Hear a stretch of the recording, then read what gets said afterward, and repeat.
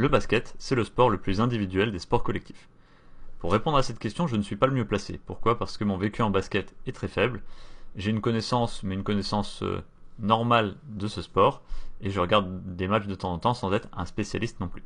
J'espère que Vincent Pourchaud pourra nous répondre. Il est sur TikTok, donc peut-être verra-t-il ce message et il nous apportera son éclairage. Mais je vais essayer quand même de vous apporter une réponse par rapport à ce commentaire. On peut l'analyser sous différentes formes. La première, c'est que à chaque fois qu'on va au panier, on doit prendre ses responsabilités de manière individuelle pour aller faire un 1 contre 1, un 1 contre 2 et aller placer un dunk, placer un tir. Donc il y a vraiment ce côté responsabilité individuelle à prendre. Dans un deuxième temps, on peut analyser aussi avec la taille, notamment ici Victor Wembanyama ou Vincent Pourchaud qui sont des grands basketteurs. On peut imaginer que dans les catégories moins de 14, moins de 16, moins de 18, la taille a joué un rôle très important.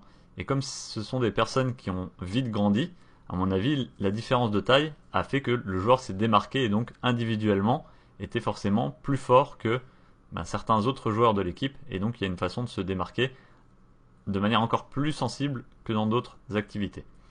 On peut voir par contre avec Victor Wembanyama que chez les Spurs, à haut niveau, ça ne suffit plus. Même s'il est monstrueux, il apporte quelque chose à l'équipe, mais ça ne suffit pas à faire gagner son équipe en permanence. Si on prend en référence les années de Jordan, eh bien c'est pareil, il y a une grosse part d'individualité, mais c'est quand même le collectif qui l'emporte à la fin.